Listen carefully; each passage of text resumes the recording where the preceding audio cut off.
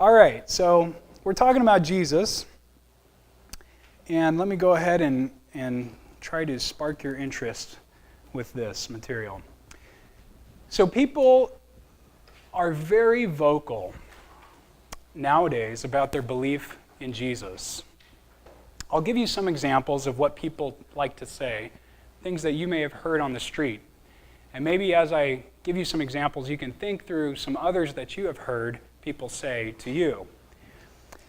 People freely make random claims about Jesus like, Jesus didn't exist.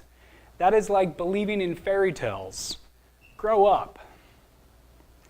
Or you may have heard something like, Santa and leprechauns and unicorns and Jesus are my special helpers. They're all my good luck charms. You may have heard something like this. Jesus wasn't even convinced that he was the Son of God. That's why he called himself the Son of Man. Interesting. What about this? Jesus, like every other crazy who claims to be God, is delusional and needs psychiatric drugs. Pretty strong.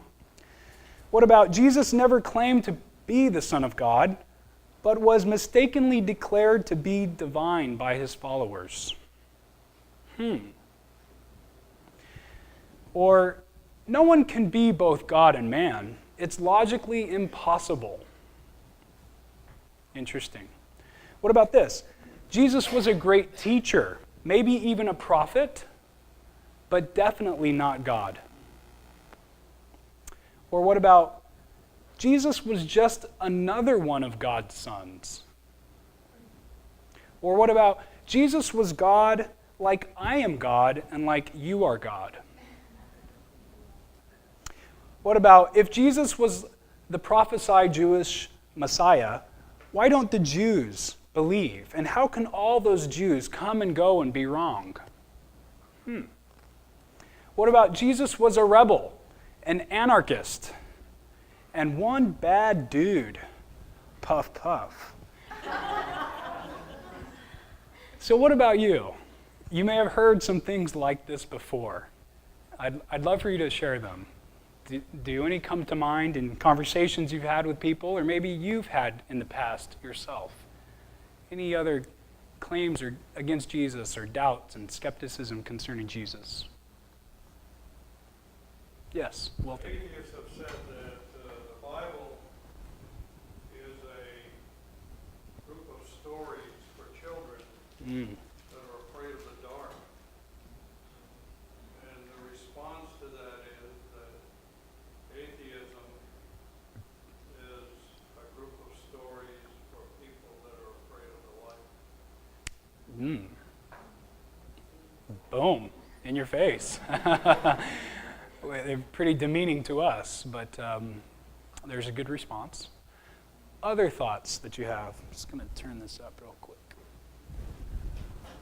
Jesus is the greatest man ever lived. Jesus is the greatest man that ever lived. Yeah. That says a lot. Maybe it doesn't say enough, according to Christians, right? Thanks, John. Chris, yeah.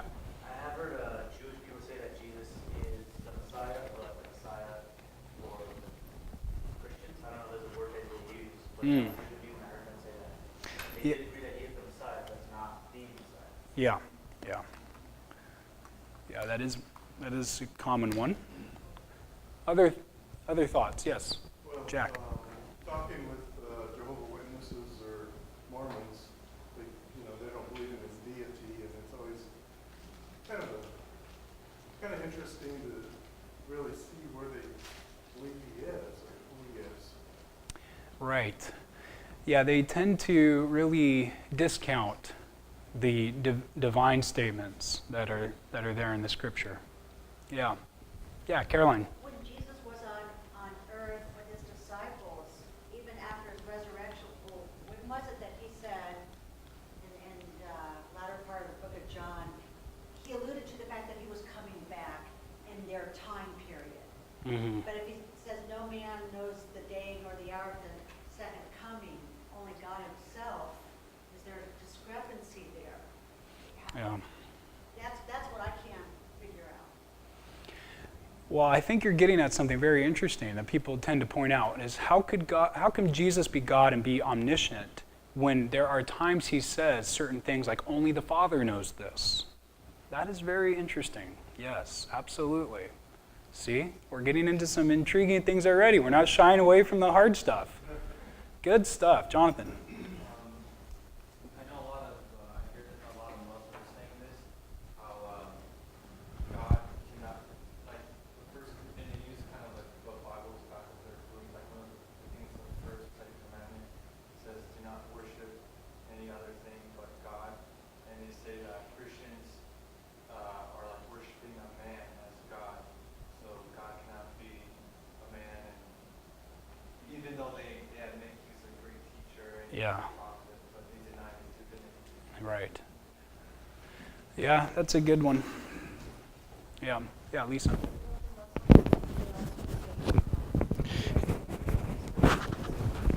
Right. Muslims say he's just a prophet. Yeah, that's all he is. Yes, Sarah, my wife. Just the cliche one about how Jesus of the New Testament is not in God of the Old Testament. So a lot of people see Christianity as being some totally new religion that started with Jesus and not as sort of a fulfillment of what came before. Yeah. That's good. She's great, isn't she? She's really smart. You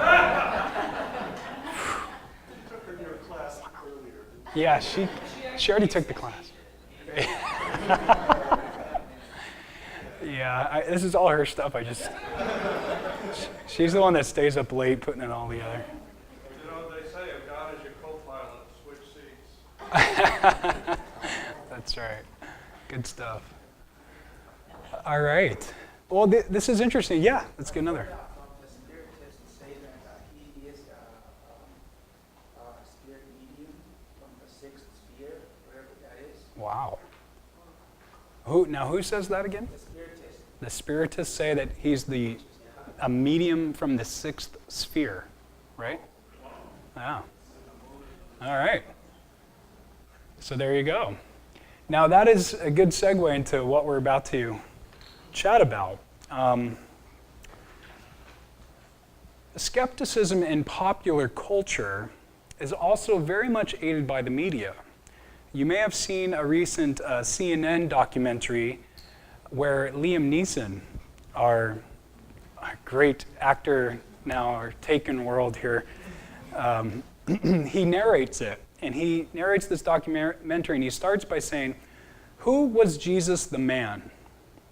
Why is the greatest story ever told also the greatest mystery never solved?"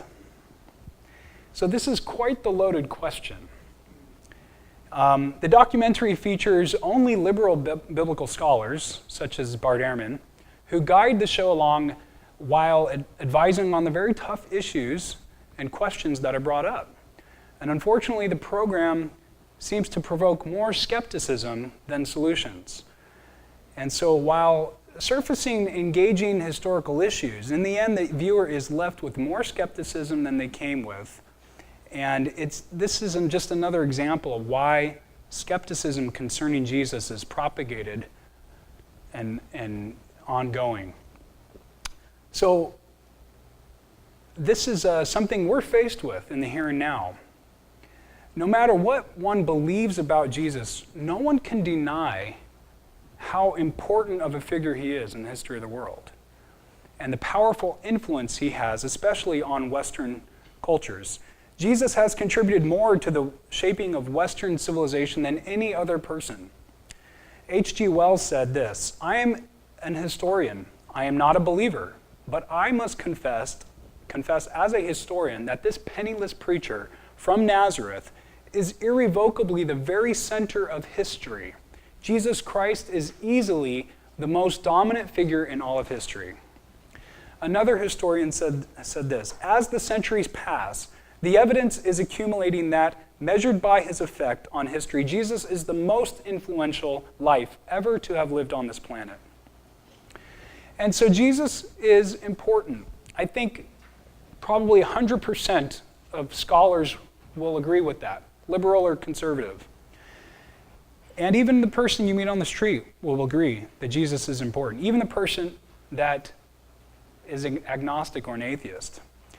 And Jesus can be used and has been used to bolster any strange idea, any religious idea, secular belief system, political idea, whatever injustice people have done in the past 2,000 years, such as the Spanish Inquisition, strange cults like the David Koresh cult in Waco, Texas, the Crusades, enslaving people, freeing slaves. Jews think he was a rabbi, Muslims think he was a prophet, Mormons think he was the Son of God, who didn't always exist. And recently, in an effort to incorporate Jesus, the Hindu religion, some Hindus, have taken on the idea that Jesus is one of their own in Hinduism. And revolutionaries want to make Jesus a revolutionary. Philosophers want to make him a philosopher. Jesus has been used and misused throughout the last 2,000 years, and everyone knows it. People usually adopt Jesus for their agenda, doctrines, and politics, no matter how moral or how hideous their agenda is. And it turns out that just as the people of his day tried to partisan him to understand him, we do the same thing today. We will define Jesus and redefine him until he comes back. And interestingly, although people bash God, people don't really bash Jesus. He's too compelling a figure. He's too powerful in word. He's too passionate in his deeds to bash. People will bash God, though. But Jesus is extremely respected by all who come across him.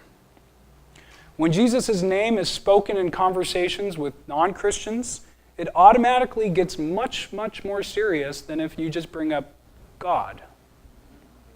People get very uncomfortable, especially in an office, workplace, kitchen setting. You may know what I'm talking about. If the name of Jesus is spoken there, things just get really weird really quick. Jesus' name is weighty. It's weighty. And even for secular philosophers, his teachings on morality, the human nature, and righteousness are unparalleled and regarded by most philosophers as some of the best philosophy that's ever been written. So Jesus is highly admired by our academic elites. And in a very existential sense, he is perhaps the most intriguing man to have ever lived. He is knowable, but he's mysterious. He's strong, but he's also sensitive. He's perfect, but he's so humble. And we all want to be, in this strange, paradoxical way, face to face with Jesus, but not face to face with Jesus. Because we seem to have something to hide still when we encounter him. And paradoxically, he is very overwhelming to anybody who come across him and encounter him. But somehow, he satisfies exactly as we hunger. He somehow fills us, but he somehow empties us, all at the same time.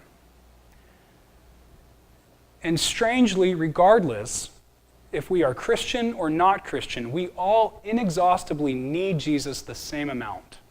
We have this inexhaustible, insatiable need for Jesus.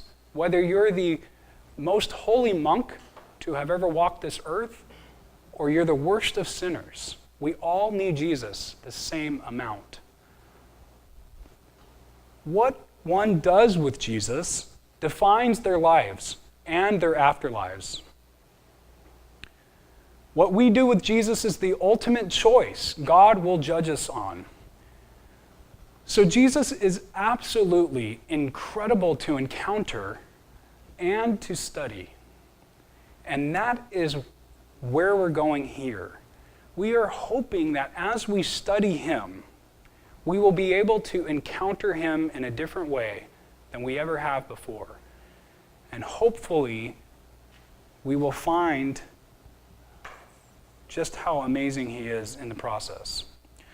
So Christianity as a whole rises and falls on the person of Jesus.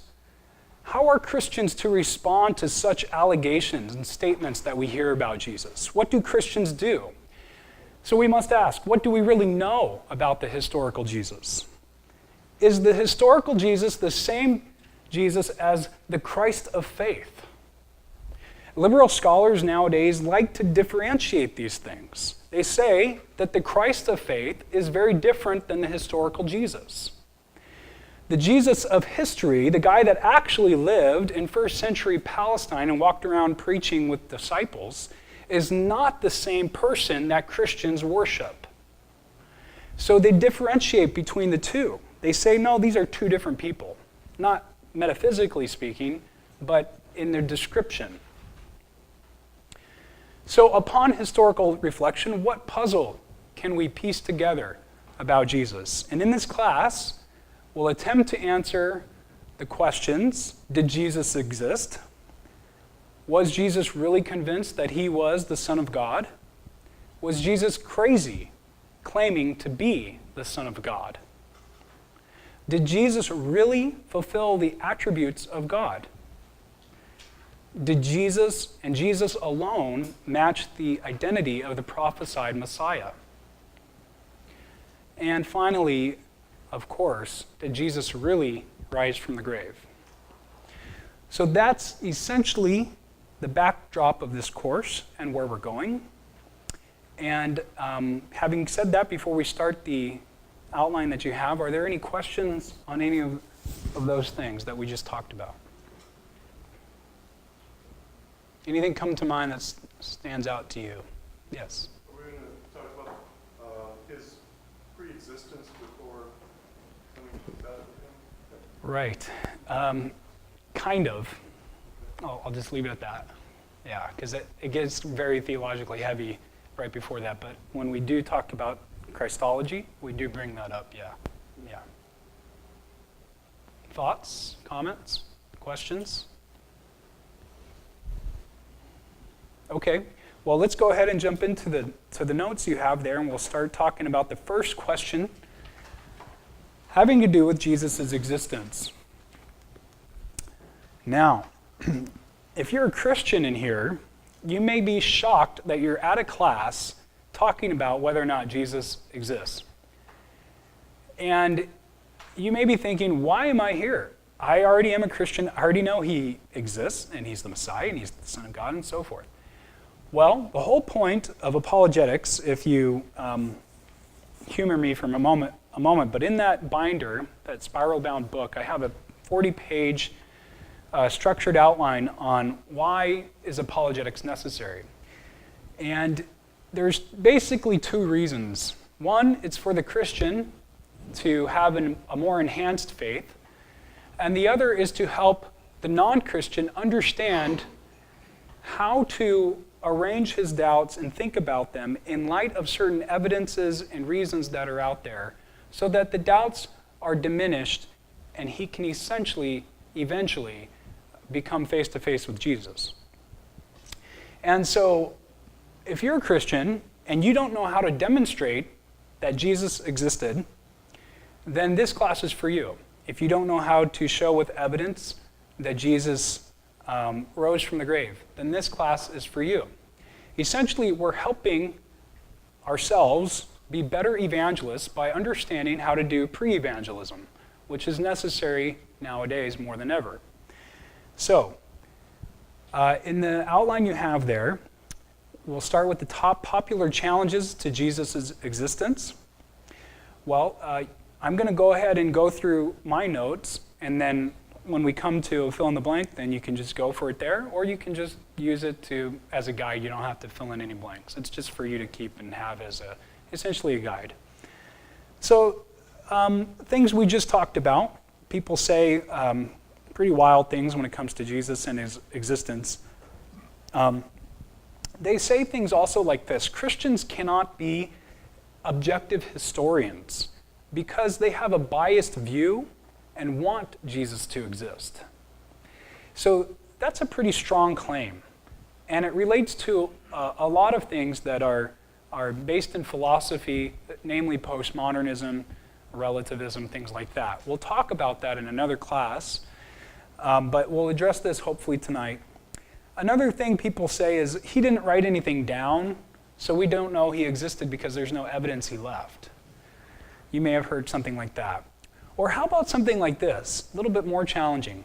The disciples of Jesus merely copied from the life of Apollonius of Tyana to create the story of Jesus. Interesting. How about the legend of Jesus is simply a retelling of similar stories from ancient mystery religions such as Mithraism? Yeah. You may never heard of Apollonius of Tyana or Mithraism, but this is something that is propagated all over the internet. And so we're going to hopefully get answers to these things and responses for them tonight. So popular skepticism and denial of Jesus' existence is all over the internet.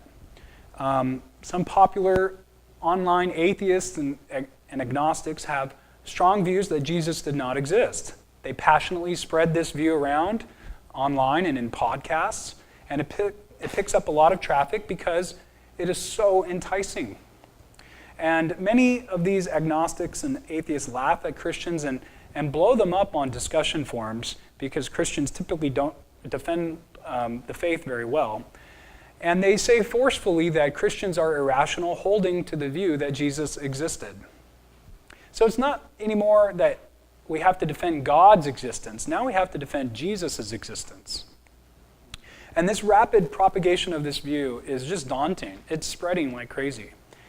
The Richard Dawkins Foundation, yes, he has one, could not resist stooping to a new low as they recently let a guy who just has a master's degree and wrote a self-published book on the belief that Jesus doesn't exist and attacking Christianity. They let him guest blog on their website. So this just goes to show you that any lay person who has a decent level of education could self-publish a book put it on Amazon and start blogging all over the place.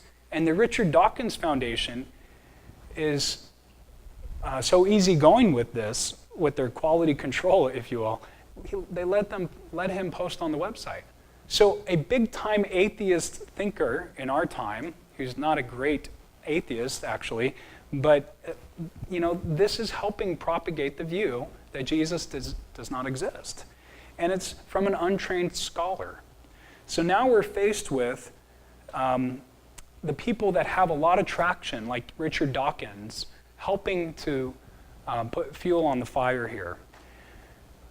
It's interesting, though, that this same blogger guy with the self-published book, he says Christians are told to not get involved. He recommends that Christians not get involved because he already knows what they think. And actually, this turns out to be something that's more of a debate internally amongst atheists and agnostics.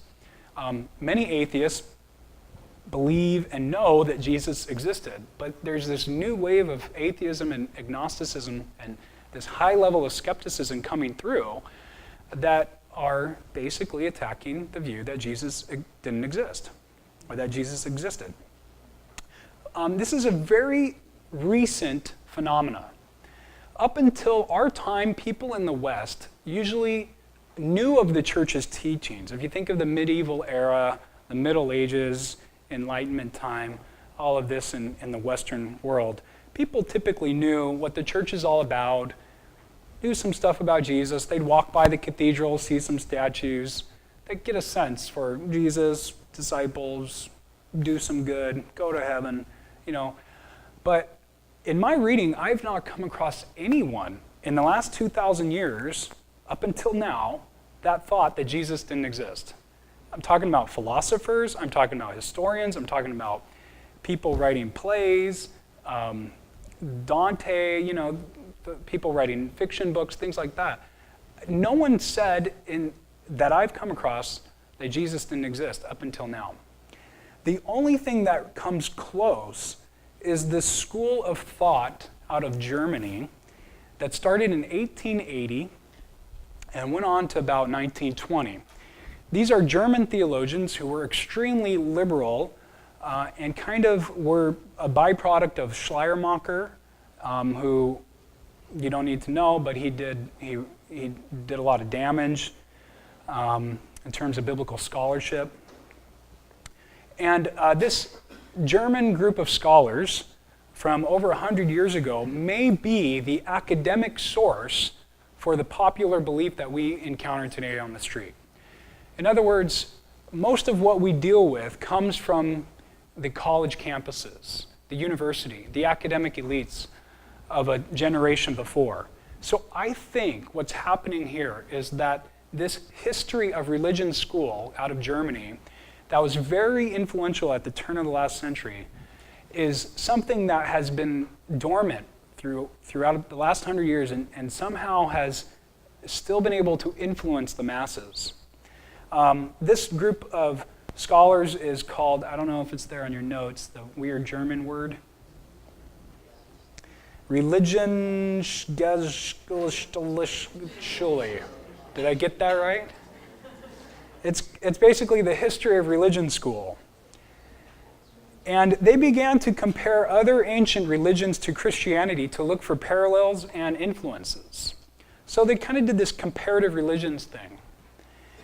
The Oxford reference says, at first they tried only to trace historical developments within Judaism and Christianity, but soon they came to search for parallels in Egyptian, Babylonian, and Hellenistic religious systems. So they started to look for parallels with all these other religions around the time of Jesus. They started to try to find out, is there anything that is from this religion that looks similar to this religion over here? Is there something that we could say may have influenced this religion from that religion? But this group of liberal theologians and Bible scholars were more interested in comparative religions and showing the influences of neighboring religions than in showing that Jesus didn't exist. One of their more prominent scholars wrote to a group of American theologians in a scholarly journal, one of the most well-respected and esteemed academic scholarly journals. And this guy in Germany, this theologian from that school of thought, from that camp, said, moreover, the same may be said concerning the exceedingly difficult task of explaining the origin of Christianity, which already in the preaching of Jesus presupposes the peculiarity,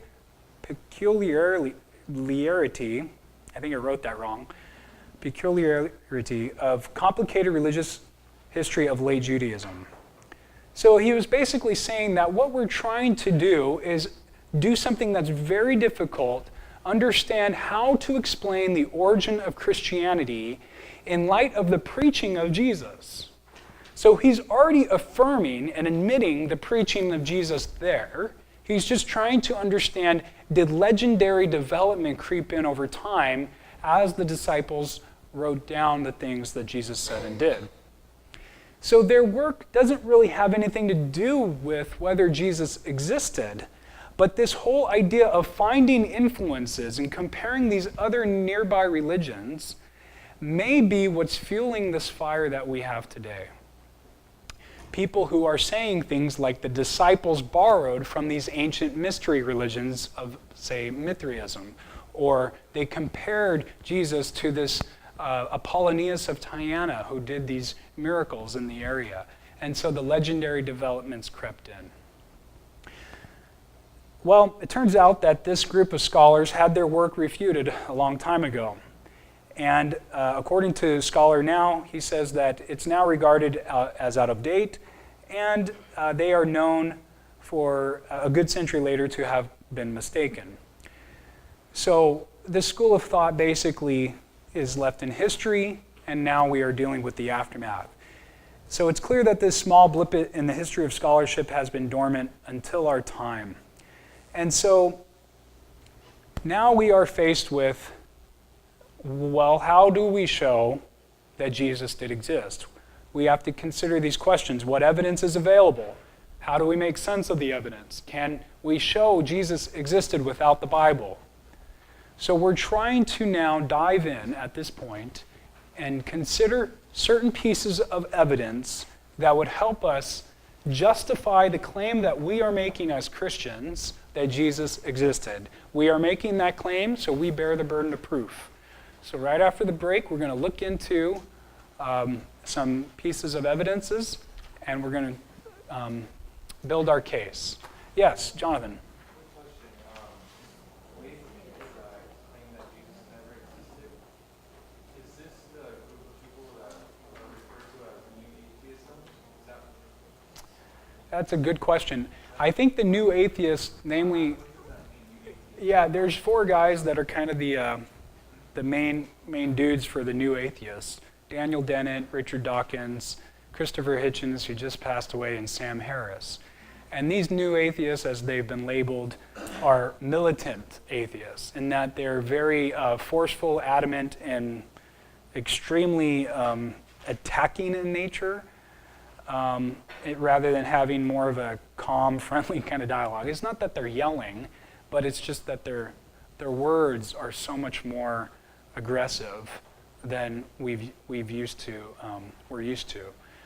And so the new atheists, though, I don't think hold that Jesus existed. Although on a radio show I recently listened to with Dawkins, he came on and started to question and kind of give rise to the idea that maybe he thinks that Jesus didn't exist, but I don't think Dawkins holds that view. So yeah, it's more of an online sort of thing amongst lay atheists and agnostic rather than the professional or scholarly atheist. I don't know if that helps. So these atheists, are they only anti-Christians? Are they anti-Islam or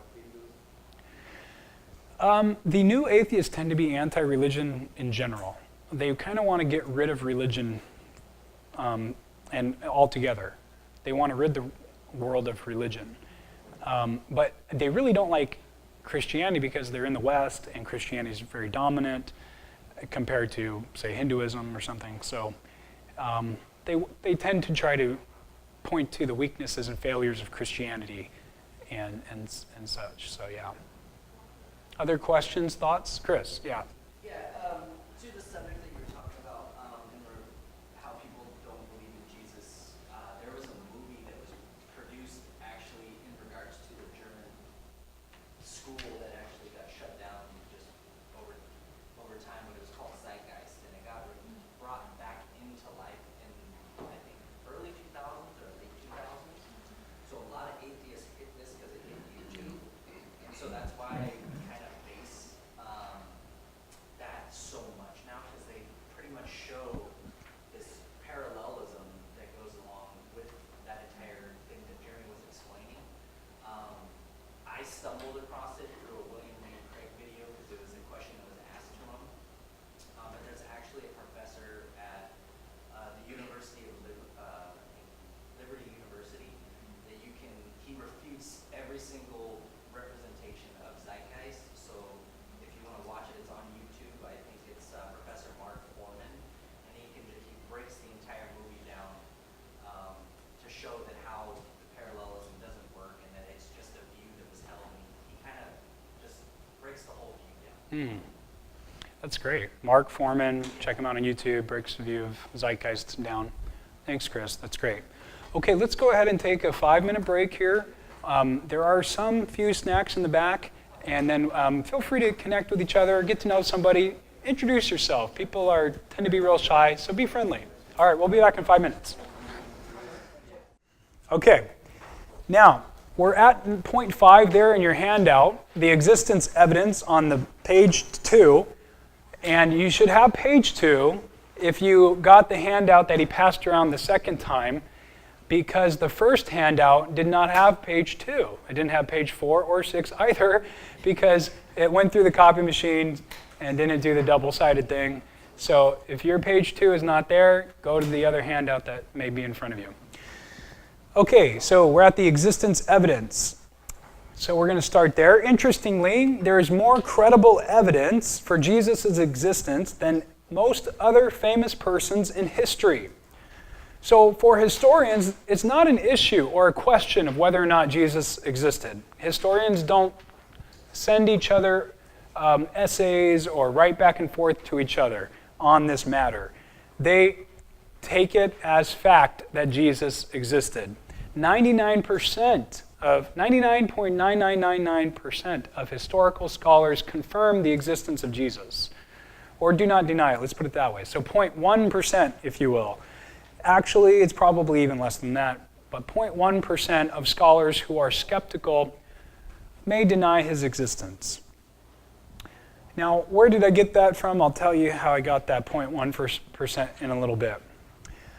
There's much more evidence that Jesus existed 2,000 years ago than there will be for your existence 2,000 years from now.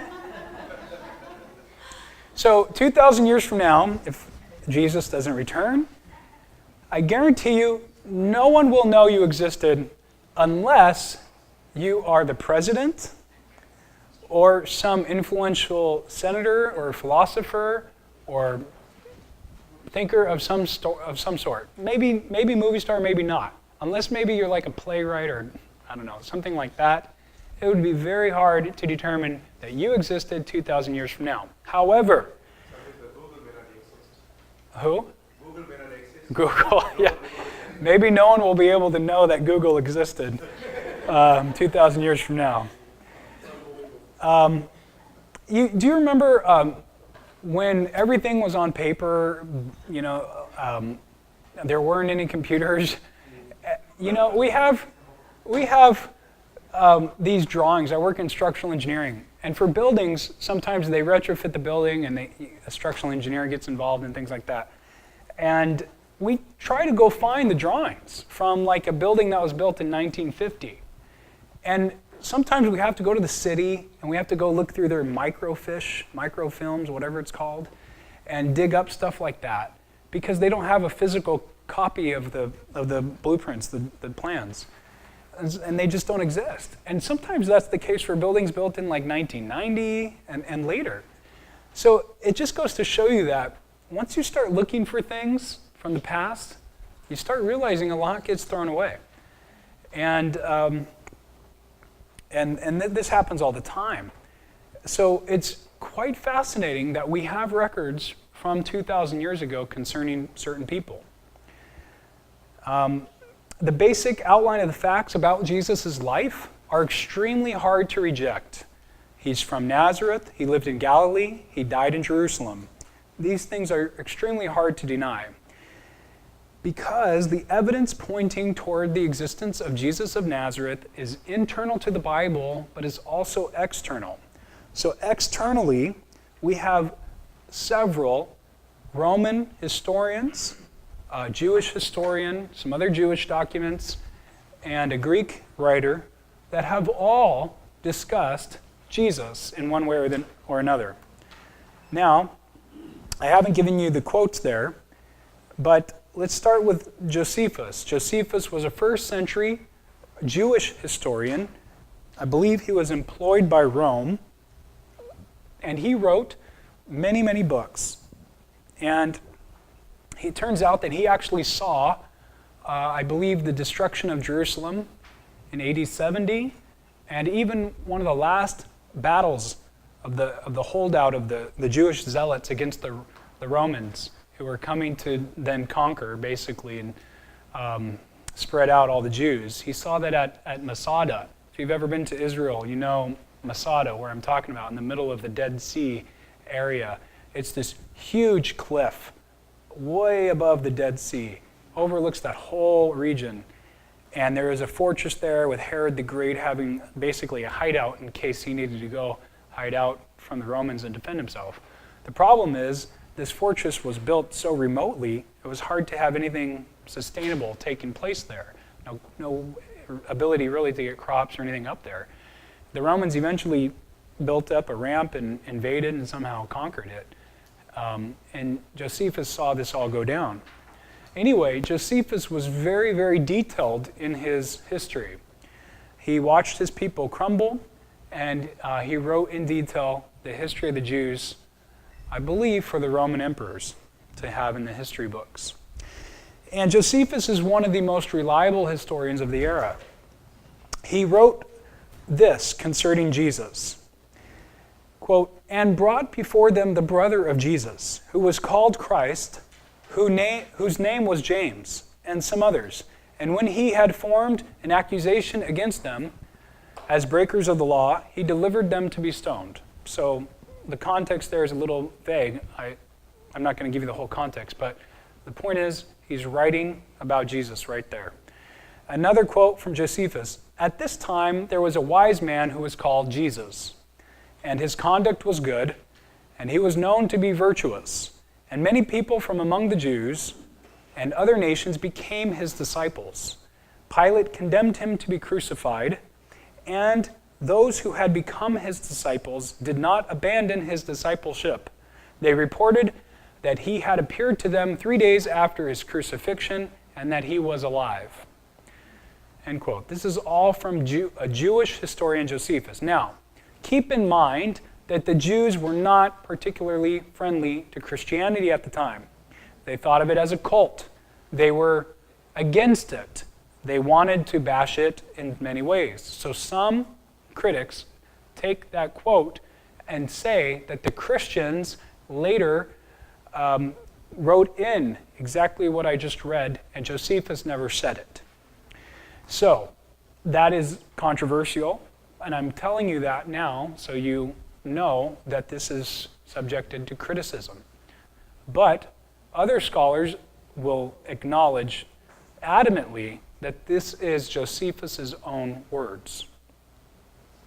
So, be that as it may, we'll keep going here. Jewish Talmud is another document that goes from the 2nd century to the 4th or 5th century. The Talmud consists of the Mishnah and the Gemara. And this is basically a commentary, if you will, on Jewish practices, Jewish history that was written by a bunch of rabbis, and it had additional rabbinic teaching in it. And there are some quotes there that are also controversial, but this is what it says. Jesus the Nazarene practiced magic and deceived and led Israel astray. Again, written by the Jews who were trying to be counterproductive to the Christian cause, so they're slandering Jesus essentially here. It goes on to say that Jesus the Nazarene was hanged, and a herald went forth before him 40 days heralding, Jesus the Nazarene is going to be stoned because he practiced sorcery and instigated and seduced Israel to idolatry. Whoever knows anything in defense may come and state it. And then it says, but since they did not find anything in his defense, they hanged him on the eve of Passover, which is when we know Jesus died. So here we have Jewish bashing of Jesus here. A Jewish people trying to discredit Jesus to the readers. They are trying to cut off the movement, the way, as it was called. And so, whenever Jesus did miracles, some of the Jews believed in him and some of them did not, so they think those are the people who became this category and they call them magic. yeah, I think that's what's going on, yeah. That they're calling Jesus a magician, a sorcerer, things like this, because they're trying to discredit him. They're trying to say that Jesus led people astray. Now, what you don't find here in the Josephus quotes or in this quote from the Talmud is that Jesus didn't exist. You didn't see there somebody saying, don't listen to the disciples, don't listen to his followers. Jesus never lived. What they're trying to do is discredit the man who actually lived. So keep that in mind. Now, the Roman historian Cornelius Tacitus, he's very well known and wrote some great history of the Roman Empire. He brings up Christus the name Christus. He doesn't call him Christ, because I think that's more the Latin word for Christ. He says there's a class hated for their abominations called Christians by the populace. Christus, from whose name had its origin, suffered the extreme penalty during the reign of Tiberius at the hands of one of our procurators, Pontius Pilate. And a most mischievous superstition, checked for the moment, again broke out, not only in Judea, the source of all evil, but even in Rome, and it goes on. So here you have attestation by a Roman historian that Jesus existed. There's this group of Christians that are following him. He died at the hands of Pontius Pilate during the reign of Tiberius, and this movement was checked for a moment, but again it broke out and spread from Judea. Also, Roman historian Gaius Suetonius, in his book, The Lives of the 12 Caesars, said this, quote, "He expelled from Rome the Jews, constantly making disturbances at the instigation of Christus." So he's talking about how, I think it was Nero expelled from Rome the Jews who kept talking about Jesus or the Christ. A Roman Syrian historian, Mera bar Serapion, if I'm saying that right, not sure, he said, "What advantage did the Athenians gain from murdering Socrates? Famine and plague came upon them as punishment for their crime. What advantage did the men of Samos gain from burning Pythagoras? In a moment their land was covered with sand. What advantage did the Jews gain from executing their wise king? It was just after that their kingdom was abolished," referring to the Roman invasion of AD 70. "God justly avenged these 3 wise men." He talks about the other 2 guys. And then he says that the wise king is because of the new law he laid down. So he continues to live. He says Socrates is not dead, Pythagoras continues to live, and the wise king essentially continues to live. So this was the Roman Syrian historian. Okay, so he's comparing Jesus in that quote to these other wise men who lived, and he's saying, see, when these wise men were persecuted and tortured by their own people, bad things happened, but the wise men continued on after the persecution and the torture, essentially. The Roman governor of Bithynia, Pontus, which is Turkey, Pliny the Younger, he wrote to the emperor about what to do with the Christians.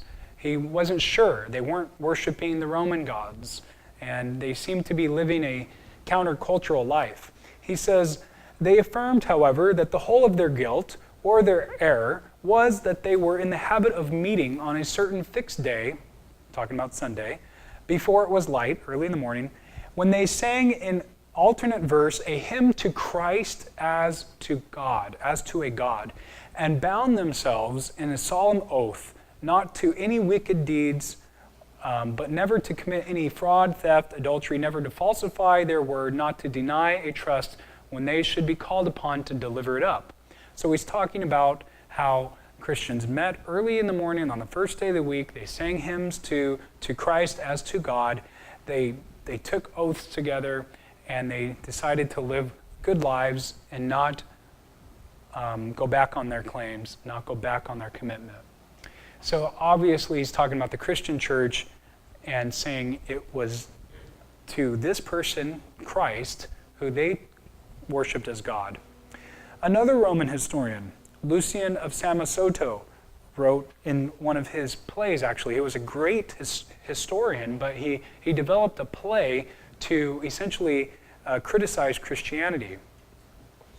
The Christians, he says, worship a man to this day, the man who was crucified in Palestine because he introduced this new world to a cult. You see, these misguided creatures start with the general conviction that they are immortal for all time, which explains the contempt of death and voluntary self-devotion, which are so common among them. And then it was impressed on them by their original lawgiver that they are all brothers from the moment that they are converted, and deny the gods of Greece and worship the crucified sage. and live after his laws.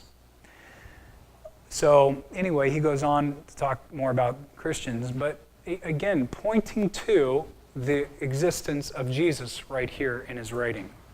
Now, there are a couple more, and I won't bother reading them. The Phlegon of Tralles and the Roman author Celsus.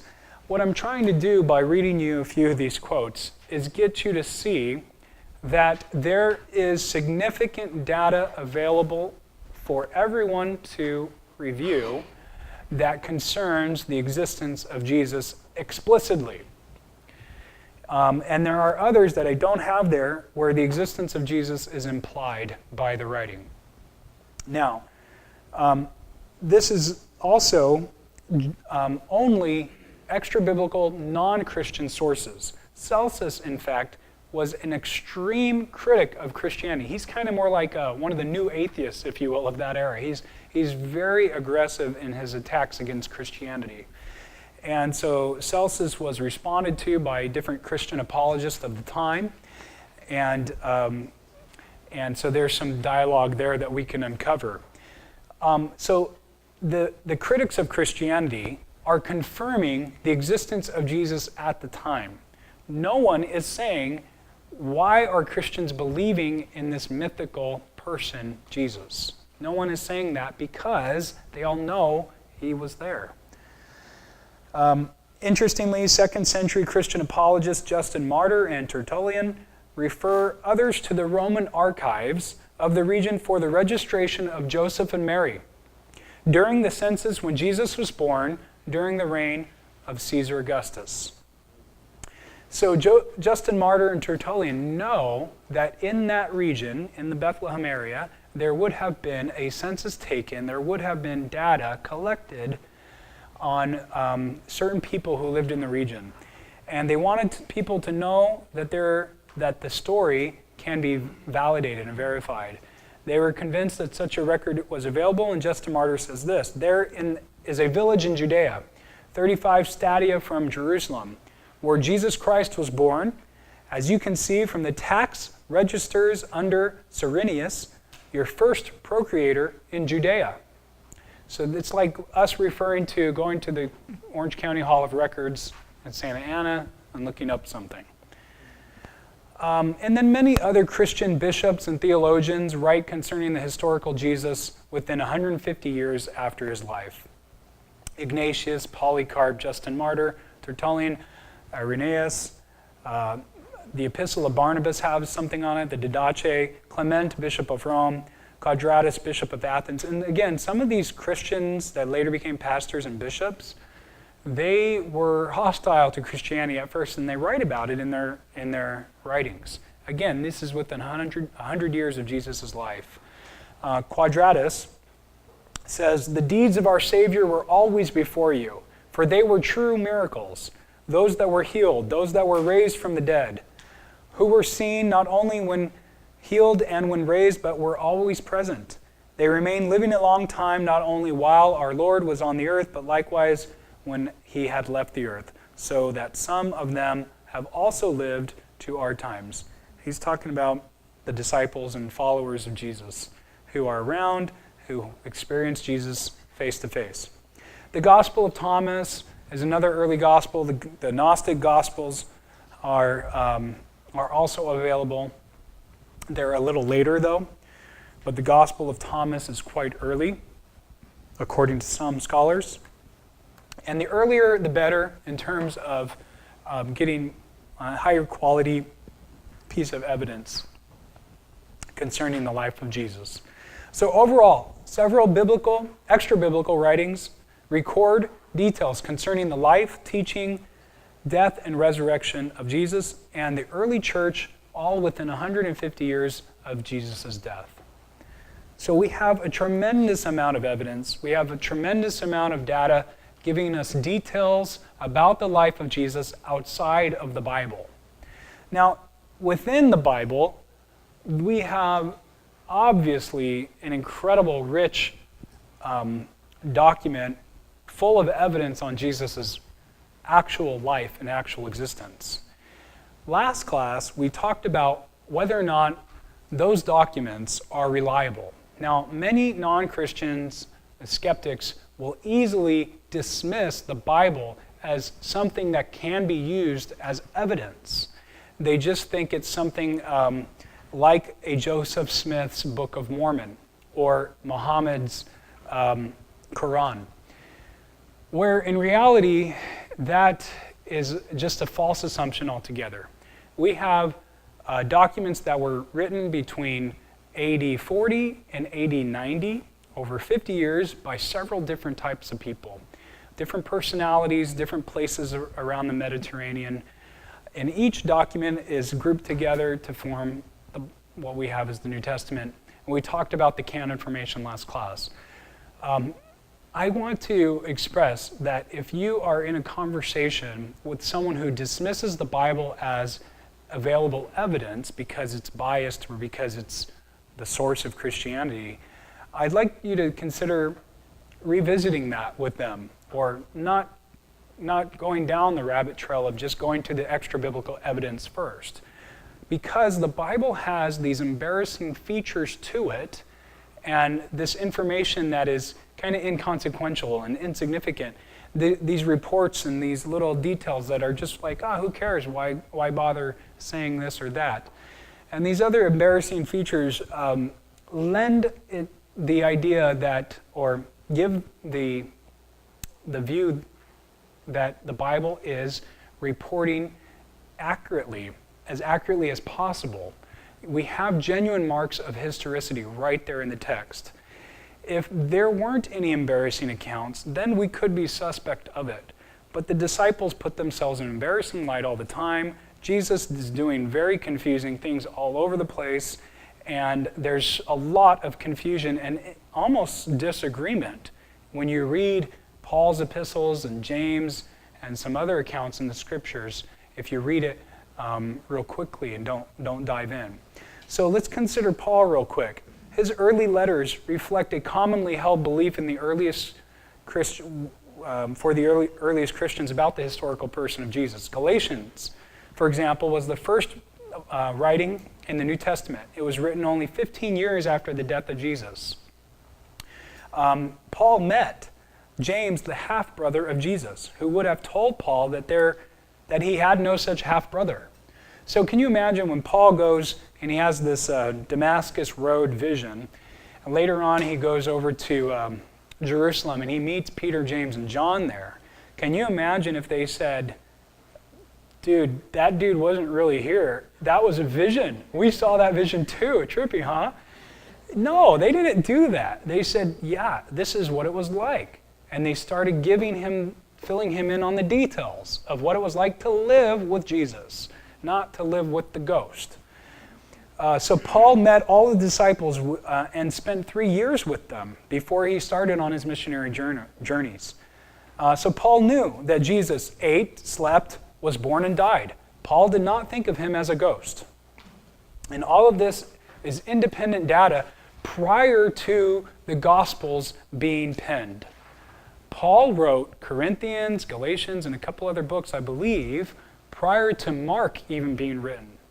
So when you want to start talking about early evidence, you start with Paul, because he provides the earliest evidence. Now, if Paul heard that Jesus wasn't real, then he would have said so. He wouldn't have talked about the body of Christ and different things like this that are littered throughout Paul's writings. So we have a real, true Jesus explicitly stated throughout Paul, and it's implied as well in different texts. The book of Acts also is the most raw account of the apostles' behavior right after his death, resurrection, and ascension. All within 50 days of Jesus' resurrection and ascension, we have this vivid story of Peter coming out on the day of Pentecost and preaching this incredible message so raw and so authentically. It has the marks of of historicity right there. You can tell that it's genuinely Peter coming out. The gospel accounts right there are very reliable and written from an eyewitness perspective. The Gospels detail basic and even some mundane facts about Jesus as a historical person. When it says that Jesus resurrected and he had breakfast with John on that beach, he was eating the fish, right? Where is the fish going if he's a ghost? Okay? He's not able to actually pick it up, really, to eat it if he's a ghost, right? So you think of these things. So much of what was written about Jesus was embarrassing and awkward. His favor to the women and his willingness to bend and break the rules. I mean, we have it all over the place in the Gospels. This is the sort of thing that as a Jew, as a Jewish disciple of Jesus, you know that you don't want to tell people about because you're going to get in trouble. You wouldn't make up these weird things that happen, these weird sayings of Jesus, because you know you're just going to get punished by the Jewish authorities. It is absolutely absurd to think that the disciples made up all of these things, all these inconsequential details, and all of these bad things that Jesus was doing essentially at the time, according to the religious authorities, as a lie. They went on and died for it too. So it's hard to imagine, it's impossible to imagine that someone would make all this stuff up and then die for it. Consider the Sabbath activity, Jesus breaking the rules on the Sabbath, feet washing with your subordinates, washing the feet of people that are looking up to you. These are things that religious rabbis don't do. He says, woes to you, teachers of the law and Pharisees, you hypocrites, you shut the kingdom of heaven in men's faces. Do you think the disciples would make that up and then spread that idea amongst the religious elite of the time and say, no, this guy didn't exist, but they made up this statement, woe to you, teachers of the law and Pharisees, you hypocrites, you shut the kingdom of heaven in men's faces. No, the disciples did not make up that sentence. That was said by someone who had no shame at all, who had incredible confidence. Jesus died of a shameful execution. Why would the disciples write about this? Their leader has fallen. Everything is lost.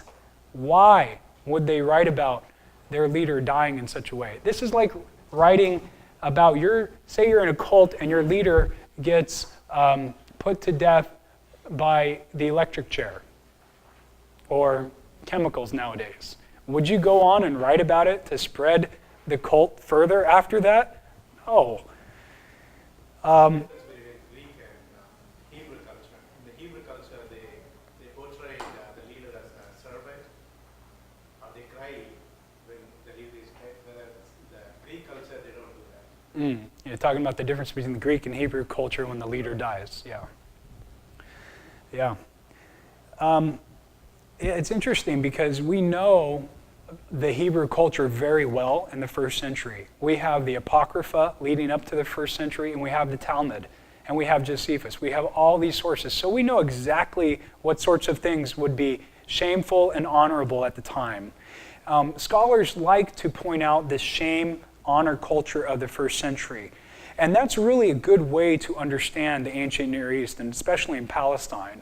The honor-shame dynamic is something that we Westerners really don't have a good grasp on. And many preachers, of our era and our geography do not talk about the honor-shame culture of Judaism in the first century.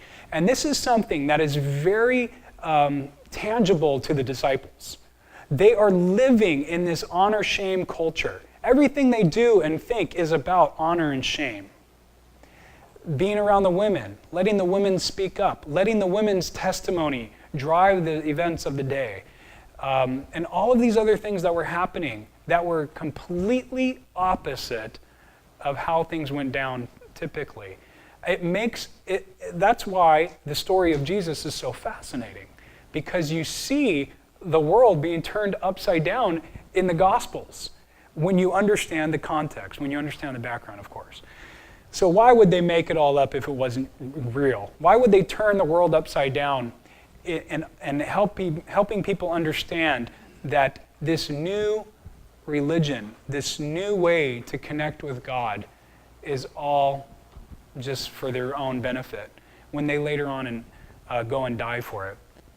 So internally and externally, we have multiple lines of evidence that point to the existence of a historical figure. So, this is the fun part now. What do other scholars like to say? Well, what about people like Bart Ehrman? People like Bart Ehrman. Bart Ehrman, if you don't know, is an extremely liberal Bible scholar who likes to criticize Christianity and popularize his ideas to the masses.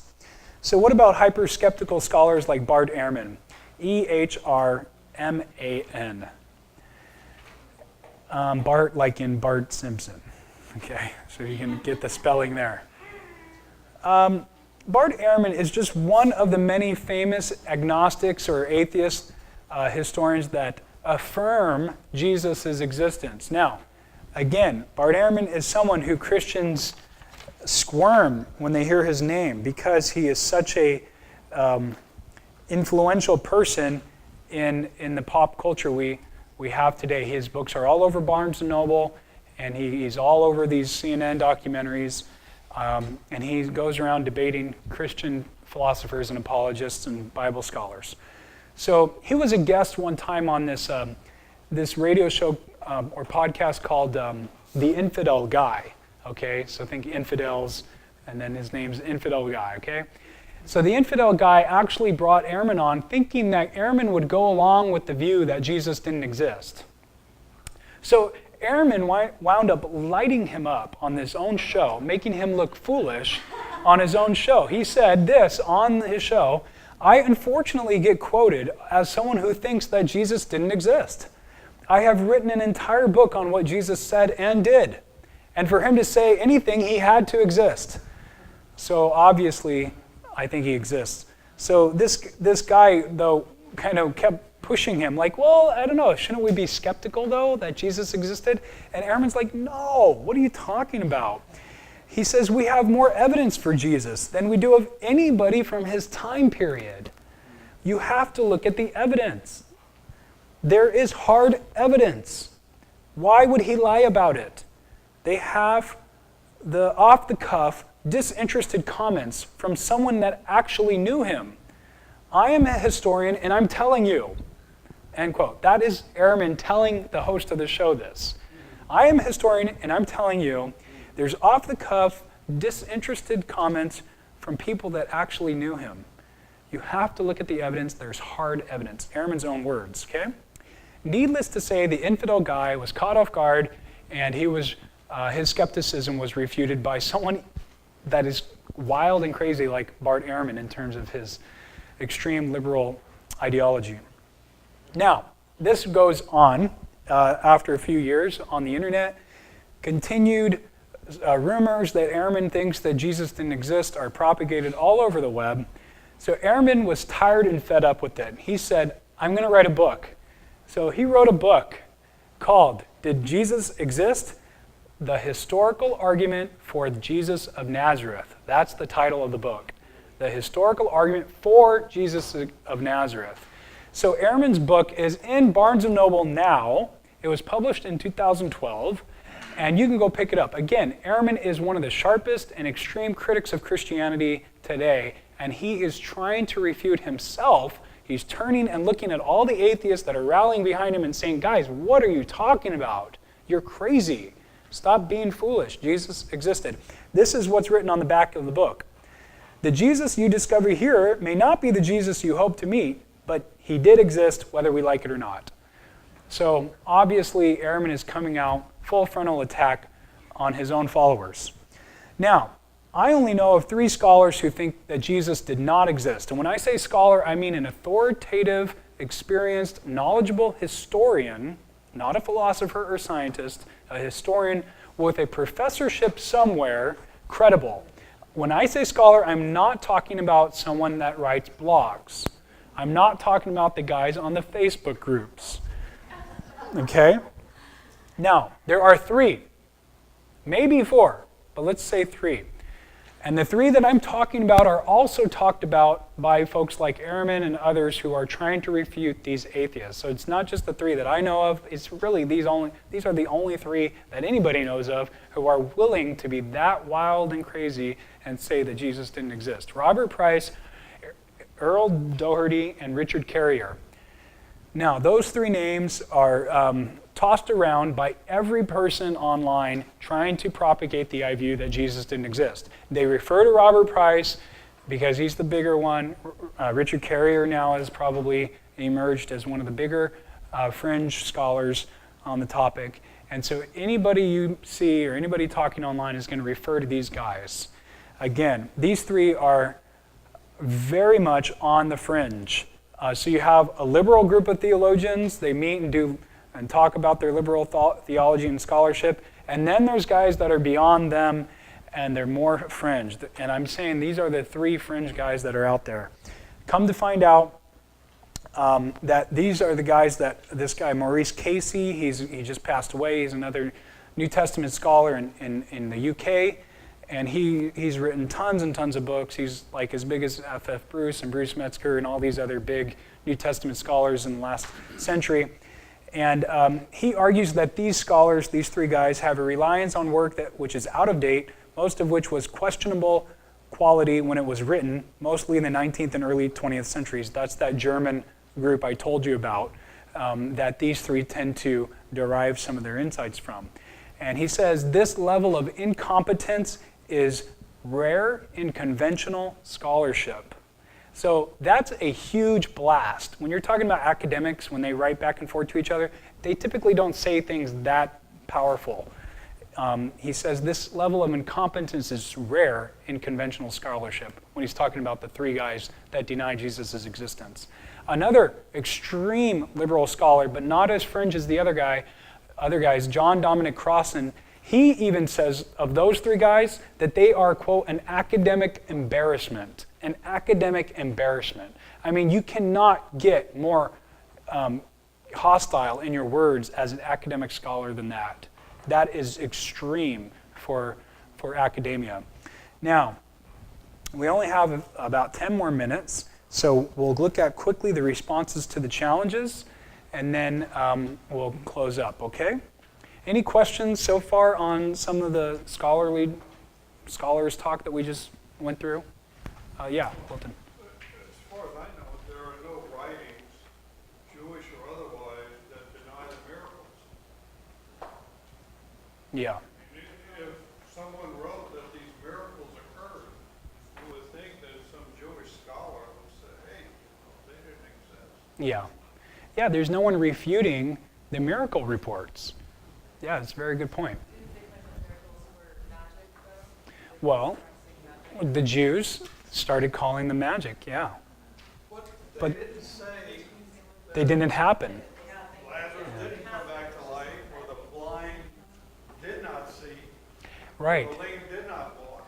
What are they pointing to when they say it's magic? What is that referring to? It's referring to some activity that people are reporting as miracles. Yeah, the source of the power even. Yeah. Other comments, thoughts? Yes, Carolyn. All throughout Jewish history, nobody, even the greatest of teachers and sages, no one had ever healed a blind man from birth. But Jesus did that. Okay, and this is what, because they even in their writings expected their Messiah to be able to do this kind of thing. And then when Jesus was proclaiming to be this Messiah and doing this, but they didn't validate so many other things about him, they took a long and extensive investigation. It wasn't just overnight they decided Jesus wasn't valid. They really investigated him. And they sent secret agents out to see what he was doing and appear among the crowds, and all kinds of stuff went on. Yeah. Yeah, there was a bit of an investigation on the part of the Jewish rabbis at the time, the Pharisees, Sadducees. they really did question him quite a lot. They did really look into, what is this guy all about?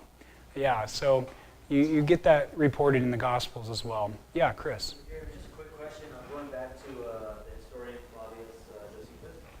He said something that some people, skeptics or critics, said that he didn't say this. Say something in there. They said that he didn't really mean that or say that. Yeah. How could we know what he said and what he didn't say? How do you differentiate the two? What is what's true, what's false? Yeah, I haven't studied it very thoroughly, but from what I know is that it's charged that he probably didn't say this, and this is something that the Christian scribes wrote in centuries later to make the apologetic argument more substantial.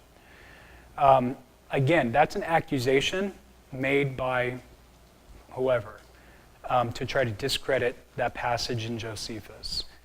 Is the accusation founded on anything? I haven't looked into it much. But everything I brought up, every Roman historian here, is considered to be writing incredible history of the Roman Empire at the time. And as they write the history, they're inserting comments about Jesus. So you have some substantial sources right there. There's no doubt in my mind that Josephus didn't write that. So I really think he wrote it. I mean, it's pretty clear. You can look at the other thing is look at the manuscripts way back then, and then you have to kind of be a manuscript expert, or you could talk to some.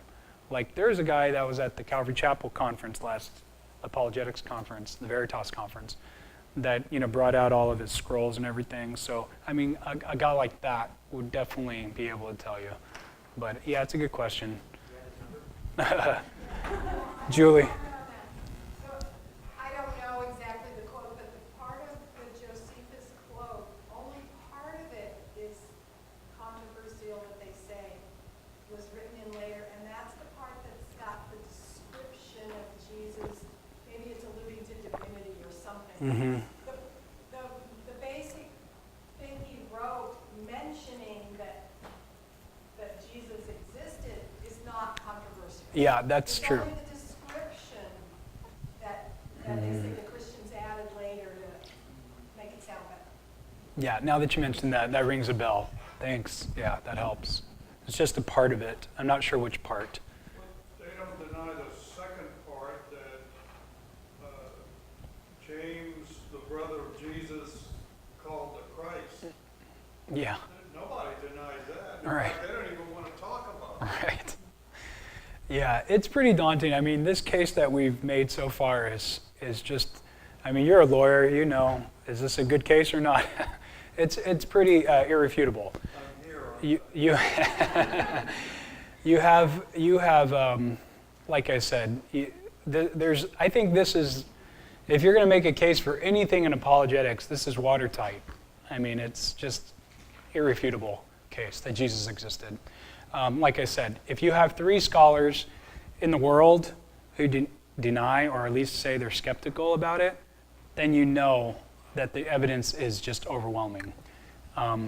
So anyway, we could talk more about that. Now, the challenges. How do we respond to the challenges? Well, there's a lot we could say here.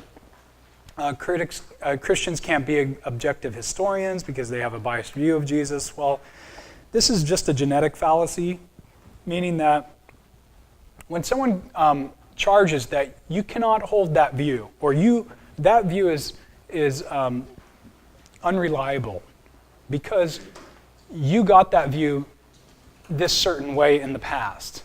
For instance, you learned that 2 + 2 was 4 by your mom, who was a crack addict. So you can't trust the statement 2 + 2 is 4. You can't know that to be true because of the source. So what it does, it tears apart the truth of this proposition itself with how you got the proposition. So that's a genetic fallacy, the genes, the genetics of how it came to be. So we want to say in response, okay, first of all, it doesn't matter how I got this view that I hold. My view says this, and the truth of my view is established by independent evidence. And that evidence has to be dealt with in its own right. You have to attack that evidence I'm bringing up, not how my view was generated or created. So we need to be mindful and watch out for the genetic fallacy. Christians can be objective historians, and many Christians are top-notch historians and regularly attend all the same scholarly academic conferences all around the globe, just like all the non-Christian historians and other scholars. So we go to the same conferences, write in the same journals, and do the same type of great academic work. Of course, Christians can be objective historians. Also, this charge is essentially claiming that objective history can't be known because of one's religious cultural predisposition, and one can only see events from their skewed perspective. So when someone says that you can't be a good historian because of where you come from and what you're all about, we have to reject that. Because many historians are writing on the history of their own nation. How many American historians do we have writing on the Civil War? There's umpteen billion documents and historical writings on the Civil War, all written by American scholars. Can they not write that history because they're from America? No. All right, so let's keep moving. Clearly, historians can be objective when writing on the history of their own religions and cultures. In fact, if you want to talk about that more, you could say that the disciples were Jewish. They weren't Christian. When they wrote down their stuff, they didn't say, okay, now I'm a Christian and I'm not a Jew anymore. No, Judaism lived on within Christianity for a long time. That's why Paul tried to differentiate everything in his letters. So Christians were Jews first, and they wrote about a Jewish Messiah. What's that? Yeah, Messianic Jews. Yeah, now they're Messianic Jews. So Christianity is what resulted. It came out of Judaism. It came because the Jews were writing about the Messiah. So you have Christianity emerging from Judaism by Jews. Secular historians also agree that Jesus existed. So someone who charges you can't be an objective historian and hold that view because you're a Christian, well, secular historians agree with the same thing I'm saying. So, of course, my view is backed up. Now, that's why I was saying that 99% of legit historians acknowledge Jesus' existence. All right. Now, let's go ahead and move on. He did not write anything down or leave any evidence. There is no way to know he existed. So when people say he didn't write anything down or leave any evidence, this is just plainly absurd. One doesn't have to write anything down to actually exist. Socrates never wrote anything down. Plato wrote all of his stuff for him. But no philosopher thinks that Socrates didn't exist. No philosopher thinks that Plato just made up Socrates as teacher. They may question, well, who wrote more? Who wrote what? Did Plato really write that, or is he just misinterpreting Socrates, or what? They debate on that, but no philosopher thinks that Socrates didn't exist. And finally, Jesus didn't exist. No more believing in fairy tales. You may hear people say that. Well, one, those who claim Jesus existed bear the burden of proof. We claim it, we bear the burden, we've successfully carried the burden. So we have outstanding positive evidence for Jesus' existence that is practically irrefutable. We have external evidence and internal evidence to back up our claim that he existed. And this is from all different types of people and places like we saw. Also, 99% of historical scholars confirm the existence of Jesus. So again, 99% of historical scholars confirm the existence of Jesus. Appealing to knowledgeable people, by the way, is not a fallacy. Appealing to the masses is a fallacy. So if you're using your argumentation, do not appeal to the masses. Appeal to the people who are knowledgeable and relevant to that topic. All right, so with the 1 minute I have left, in order for skepticism in the belief in Jesus to be justified, the skeptical person would either need to, 1, discredit our positive evidence that we have already shown. That evidence would need to be discredited. Or 2, present positive evidence of refutations made by the apostles and their contemporaries. So again, in order for skepticism to be justified, that's the blank, the skeptical person would need to discredit the evidence we've shown or present positive evidence that shows that the claims the disciples and apostles were making were lies, essentially. So it's very difficult to refute the positive evidence we provided. So that's practically impossible because we have so much of it.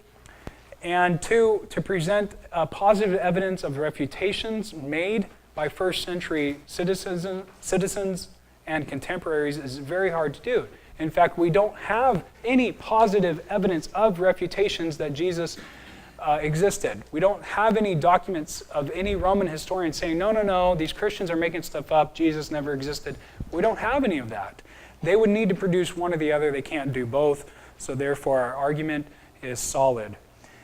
The thought experiment I won't do right now, but essentially we need to ask them then to find more than 0.1% of reputable scholars who do not affirm the existence of Jesus.